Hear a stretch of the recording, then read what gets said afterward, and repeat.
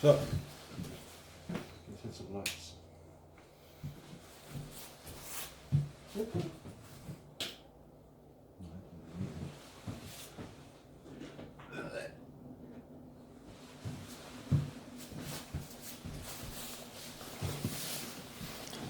So, first, cheers, boss. Thank you. Coolest sticker pack or sticker sheet. I remember the old Mazes came out with the Maz Hub, and they were a badass sticker sheet. This is right up there too, with the baby on board, line killers, whole bunch of stuff to match a coloured build. Got some cheeky ones for the windows or the boot. Compy boys, scale as if. I need some help with this one. Akina Speed Stars. And I've got a bunch of these stickers upstairs. I have no idea how I got them. I must have purchased something that came with it. If anyone can help me out, let me know in the comments what the hell that is. Yeah, not a toy, all the classics. Farm use, I like this. That's cool. And a hazard. Yeah, that's badass. And cheers for the blondies. Don't know about that. Thanks, bro. Cheers, bro. Scale hardware on the Sikandars. These are from model something. I'll let someone know in the chat if you're interested. They're brass 1.2s.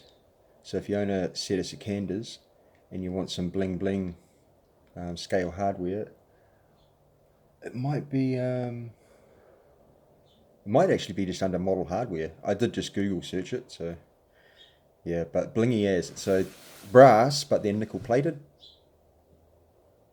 They weren't too expensive. Sets that wheel off, and it's badass. Transmissions. Beware of fakes, man. Real deal. Okay. Not the real deal.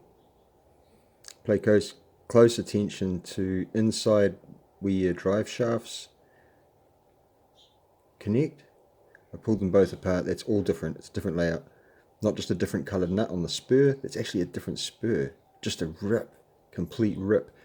As far as the machining of the body go, you can just see little details like this is a much finer cut than this. This cut here is big, nasty. Do you see that? Whereas this one's quite fine. So this just has a finer machining job on it. This is a more pronounced line running up here on the case. And it could just be the speeds of the machines get turned up. Also noticed on this one, this piece is black down here for the bottom screw hole, which suggests that it's a one piece with the center. And you've got two different colored pieces on the outside, same as this. But on this one, it's blue. Look. When I opened it up, it's just completely different grades of machining. And this one has a black plate in here holding this thing. It's like a one piece, whereas this has two. See that in there? There's an extra plate. This one is just a thicker case.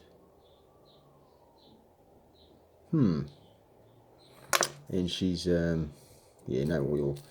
It came loose as, it went back together loose as. So just beware of fakes. It has a cool color, titanium, but does not shine or bling or have that the saturation of the LGRP. Of course, the real obvious changes like the outside of the case there.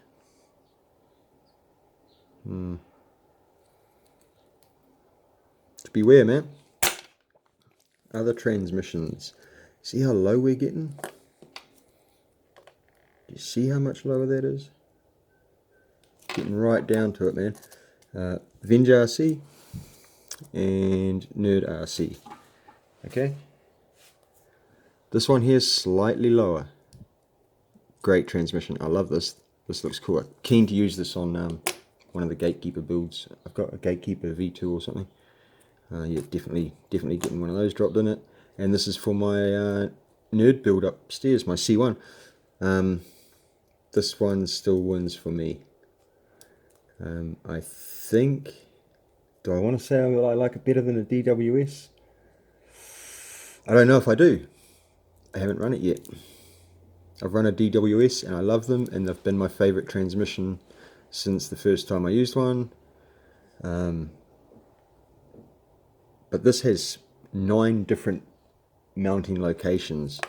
If you see, it's got two screw holes at the bottom, and then at the end there, I'll see if I can show it. See how that's a separate piece?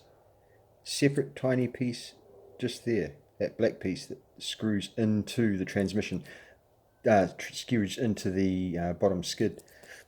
This transmission does not attach to the skid, it attaches to 2 blocks that bolt to the skid. And the blocks come in a small, a medium, and a large. So depending on which one you use on which side, it gives you, you know what I mean? It gives you all these rotating possibilities, plus you could just raise it straight up and straight down, all depending on the clearance that you strike. Obviously, I'd put this together with it slammed right down.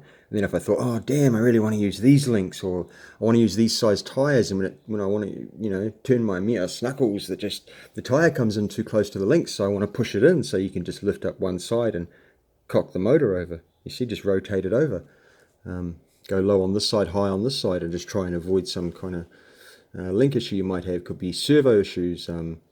Speaking of servo issues, check this out. Can you see that in there? I've only got it for fitment. Got that blue servo in there, but dang. Orange crawlers with the fitment. Yeah, boy. And it just fits in the back nice. I'm trying to show it here, but here's the back of the servo.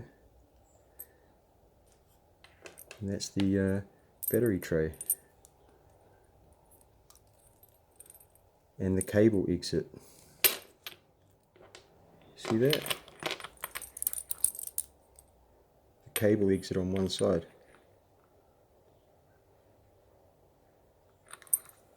Which brings me to shocks. A lot of people don't like mismatched sized shocks, but I love it when a company gives you the options of having what looks like a set of shocks, but one's extended at the rear. Just get this stuff out of the way. These are, I don't know if I haven't seen them on anyone else's build. 40mm rears, 35mm fronts, my class 2 rig. Yeah, these are nice. Oh, and me links. All uppers, so my rears, Gladiator rear uppers. The uppers at the rear are deadbolt rear uppers. These are deadbolt front lowers, 41mm high clearance with C10 front uppers, and I just went crazy with my bends, man. Psycho bends. These don't fit to the chassis, they fit straight into the skid. Doesn't stop anything. Ooh, I just pushed a retainer off. Yeah. Sick.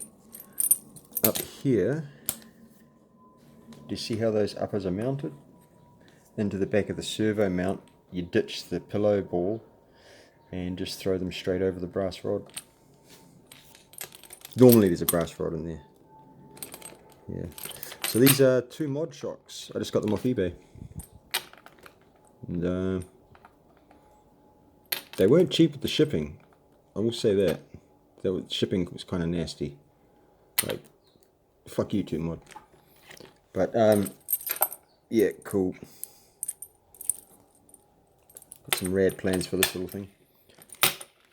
So shocks, the main part of this whole video.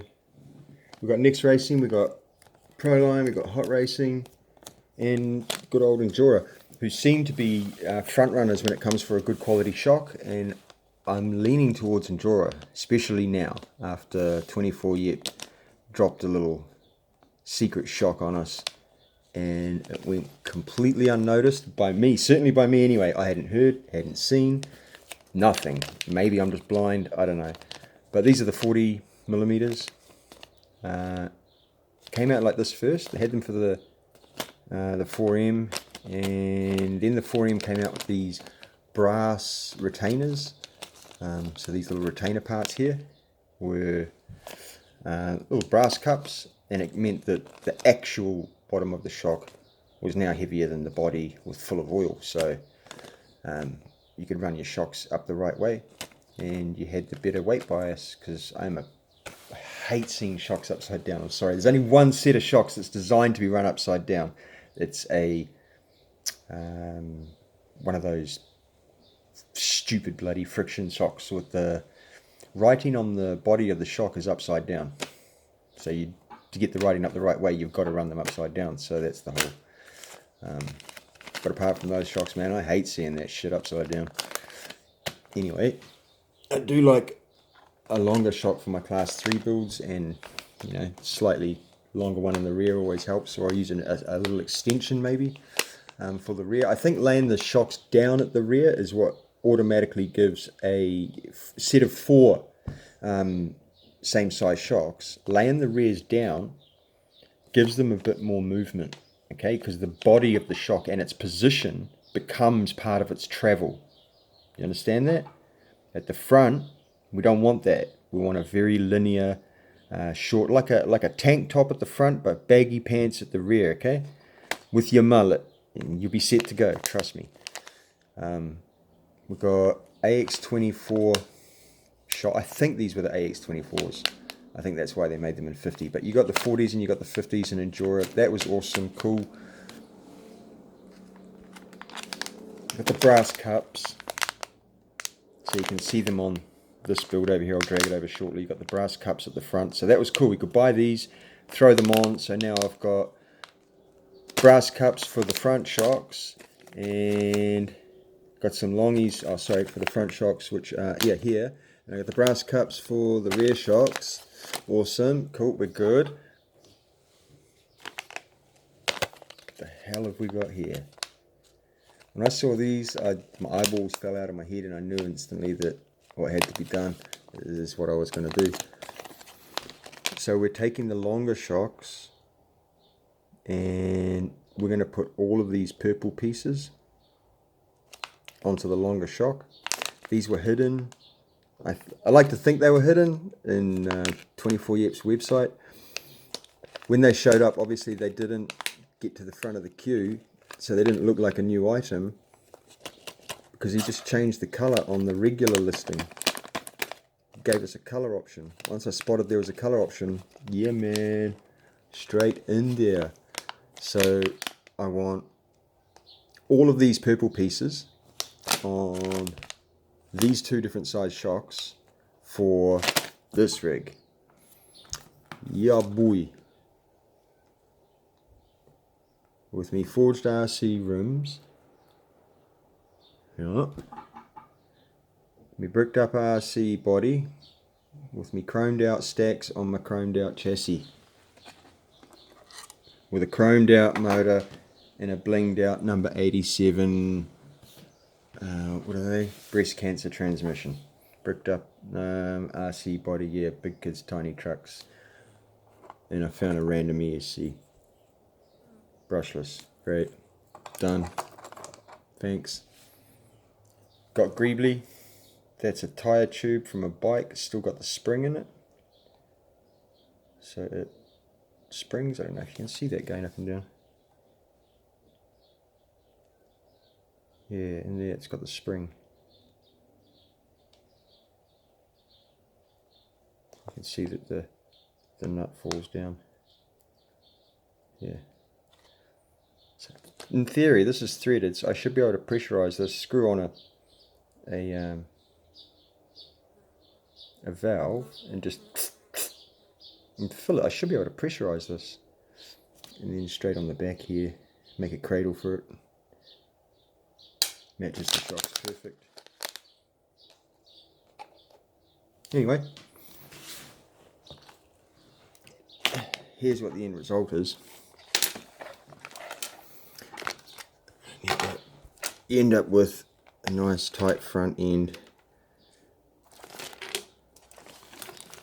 and a super flexy long rear end. Okay, that's what I want. I want all of this, and I want all of this, but I want all of this, and I want all of that. And when I mount a strap at the front, it's going center of the axle, okay? Not on the... Frick, I said that in a chat the other day, and the guy mounts it straight to the axle. You fucking idiot. Nah, maybe tuck it in here somewhere on the side of the servo. Could even screw a screw into the back of the mount up here and have it perfectly centered, and just have a screw with it looped around the back of it straight up and through into the roof of the body. And then I was thinking, well, why don't I just forget body mounts and magnets up that high anyway, and just put a hole here and put a hard park body mount there, and it's just all plastic, and I just have a hole, and I just pull the strap through, and yeah, that'll keep it down. Yeah. Happy crawling, man.